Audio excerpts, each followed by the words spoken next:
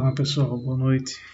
Meu nome é Nildo Júnior, faço parte do curso de licenciatura em Física pela UFRPR, estou no 8º período e hoje a gente vai ter um conceito sobre relatividade restrita, onde a gente vai tratar os postulados da relatividade restrita, as transformações de Lorentz e a dilatação do tempo e contração do tempo espacial. Então vamos começar pela introdução. Nesse período, a gente sabe que no decorrer da história, a física ela teve um avanço significativo, principalmente na parte de física moderna, que veio com alguns conceitos da mecânica clássica. Então, a mecânica clássica basicamente ela trata sobre as leis que assumem papéis de referenciais simples. Quando tem dois referenciais, por exemplo, iniciais, um em repouso e outro em movimento, a velocidade que é constante se desloca através de transformações de Galileu. E o que seria transformações de Galileu? Bem, Galileu falava que se o referencial S' se move em relação a S, a velocidade, que é constante, ela tem suas origens só e O', dois referenciais que coincidem com o tempo. Então, o gráfico seria mais ou menos esse, onde nós temos uma composição para S e uma composição para S'. Perceba que S' é quem está em velocidade. Então, nessa condição, nós temos aqui um modelo sobre os referenciais. Então, isso quer dizer que as transformações de Galileu dizia que a igualdade das forças ela não alterava, ou seja, a lei básica da dinâmica ela não tinha alteração. Então, isso não afetava a distância entre a partícula e nem a massa. Assim também como não afetava as forças, que só dependia da distância que estava entre elas. Então, logo a força aplicada para os dois eventos seria iguais, segundo as transformações de Galileu. Então, o princípio de Galileu, ele basicamente ele fez detectar, ele diz que é impossível detectar um movimento retilíneo uniforme de um referencial em que está em relação a outro qualquer sob efeito da lei da dinâmica. Então, isso quer dizer que uma situação, como a gente está vendo aqui, as experiências feitas sobre o convés de um navio, com as suas escotilhas fechadas, mostram que elas seriam incapazes de serem distinguidas se o navio estivesse ancorado ou em movimento retilíneo uniforme. Por quê? Porque isso trata-se do referencial. Se eu estou dentro do barco, então o barco está se deslocando, eu automaticamente estou na mesma velocidade que o barco. Em relação ao barco, eu estou em repouso. Por quê? Um exemplo simples. Eu estou em um barco e o barco está se movendo. Se eu jogar uma bolinha no chão, ela vai bater no chão e vai voltar para mim diretamente, sem ter desvio. Mas se eu estou num barco em movimento e a partir do momento que eu jogo a bola no chão, o barco para, a bola vai bater no chão e ela vai quicar para outra posição, ou seja, ela vai ser arremessada, porque o barco parou e a bola ainda estava em movimento que o barco estava fazendo antes. Então, nessa condição, o princípio deixa de valer para os referenciais não iniciais. Neles aparecem os efeitos detectados da lei da mecânica, por essa condição. Então, dado isso, como é que ficam as equações de Maxwell referentes a Galileu?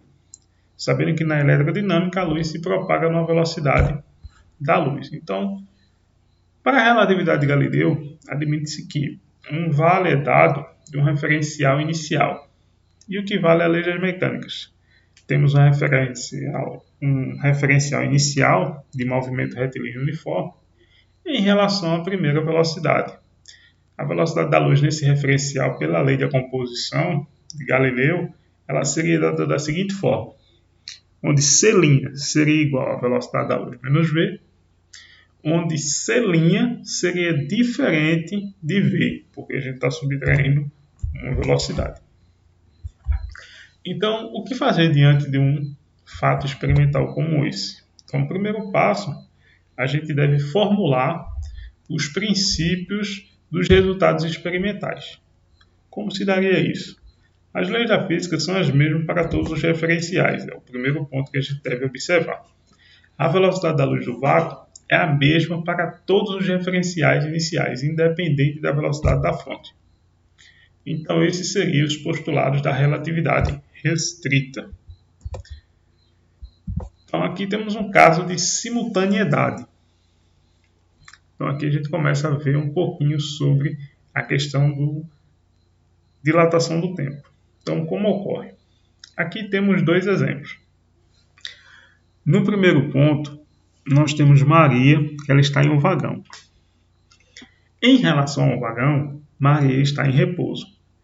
Então, o evento que acontece nas lâmpadas, ele ocorre de forma simultânea, ou seja, iguais.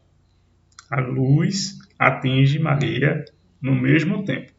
Perceba que forma uma sombra atrás de Maria e essa sombra ela é igual ao mesmo ponto. Só que para João, que está na plataforma, o evento ocorre de forma diferente. Porque a luz que ele observa, ela inicia de um ponto e termina no outro. Então, como seria isso? Então, nesse evento 1, ocorre que, para o instante de T1, sendo marcado pela emissão do sinal luminoso, P1 e T1 eles estão no exato momento. Então, Maria ela está no ponto e os eventos ocorrem no mesmo instante. Então, isso é a questão de simultaneidade. Então, como explicar essa definição indiretamente de caráter absoluto? Então, os dois eventos eles ocorrem simultâneos numa partícula referencial, sendo que um está, o referencial é o S e o outro é o S'. Um está em repouso em relação ao vagão e o outro que está na plataforma está vendo o vagão em movimento retilíneo uniforme. Então, para essa condição, as transformações de Galileu não são mais válidas, porque nesse conceito, o correto é dizer que a transformação ela não satisfaz algumas condições. A primeira delas é o conceito de simultaneidade de Galileu, ele está fora do padrão. Então, entra o conceito de simultaneidade de Einstein, que a gente vai ver um pouco mais para frente.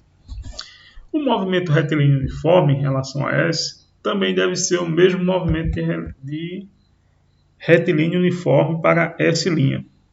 Ou seja, sabendo que V igual a zero é a transformação reduzida para a identidade.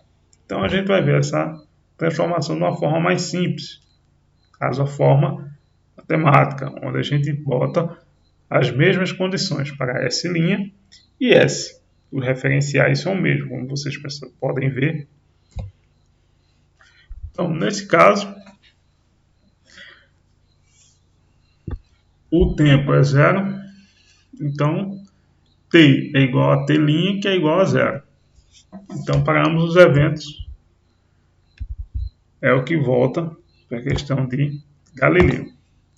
Nesse caso, aplicamos as transformações de Lorentz, e a gente pode ver por essas resoluções matemáticas. As relações matemáticas da transformação de Lorentz acontecem através daquele conceito. Então, a transformação, a gente pode obter tanto a transformação do tempo, como também a transformação inversa, para a gente deduzir onde o tempo não é mais absoluto, depende também do referencial, que é o caso que está na plataforma, que a gente vai ver agora com um pouquinho mais de detalhe.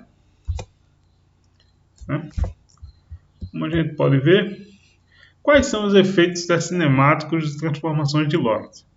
Então, primeiramente, a dilatação temporal entre dois observadores, em que um está em repouso e o outro é o referencial em movimento retilíneo uniforme, mudam os intervalos de tempos diferentes. Então, como a gente consegue ver na figura, no primeiro momento, o vagão do trem, Maria, ela está em repouso. Então, perceba que a fonte de luz ela incide sobre o espelho e aí não há deslocamento porque eles estão em repouso em relação ao vagão do trem. Como o vagão do trem está em uma velocidade constante, automaticamente Maria, que está dentro do vagão, também permanece em velocidade constante. Então, os eventos que ocorrerem ali dentro, eles não vão sofrer alteração. Diferentemente de João, que está fora do vagão do trem, que observa essa movimentação de forma diferente. Então, aqui no segundo desenho, a gente vê que Maria, o trem há um deslocamento em que o raio incide sobre o espelho e essa é a forma que ele vê. Maria vê o raio de luz incidindo sobre o espelho diretamente. João, que está fora, está vendo o movimento do vagão, ele percebe que há um deslocamento de forma diagonal do raio. Ou seja, o raio atinge o espelho e volta para ele numa posição diferente do que Maria. Então aqui nós temos um exemplo geométrico, podemos dizer assim, onde C é igual a C vezes ΔT dividido por 2. E para João, que é o observador, ficaria V vezes ΔT dividido por 2.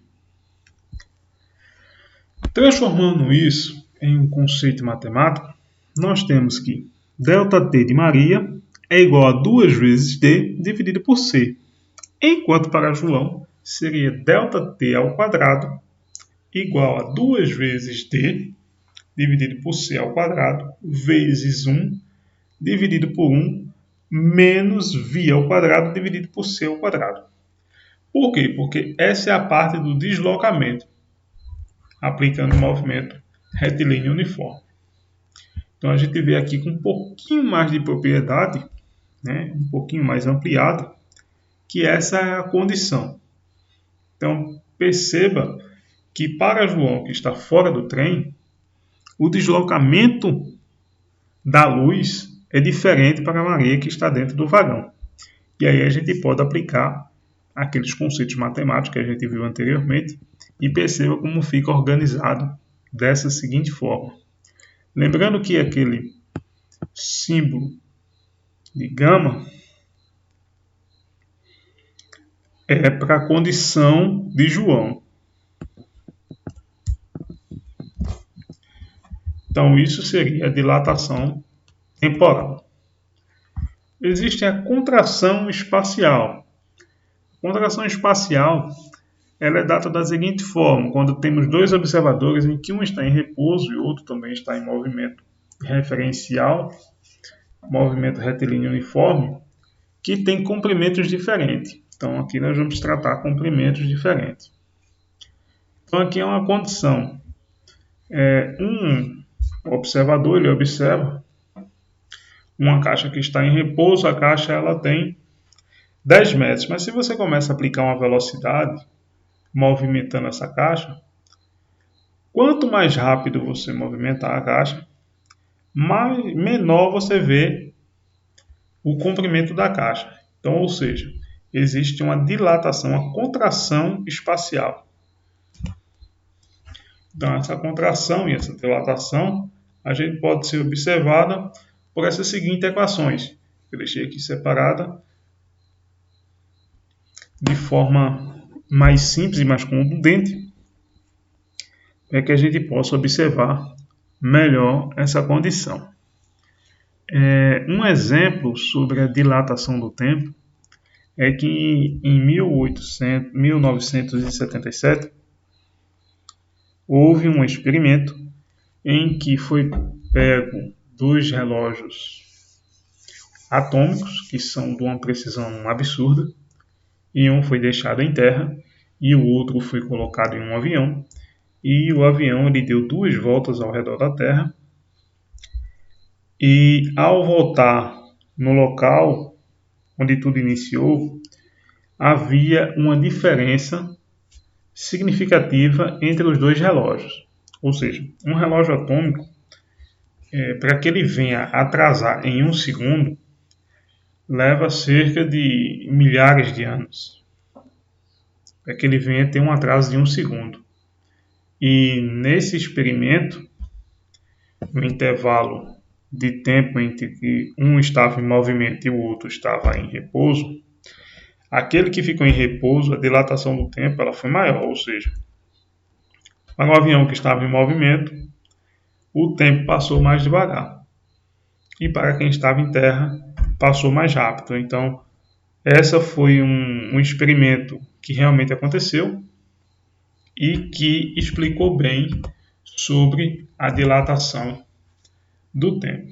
Espero que vocês tenham gostado e até a próxima.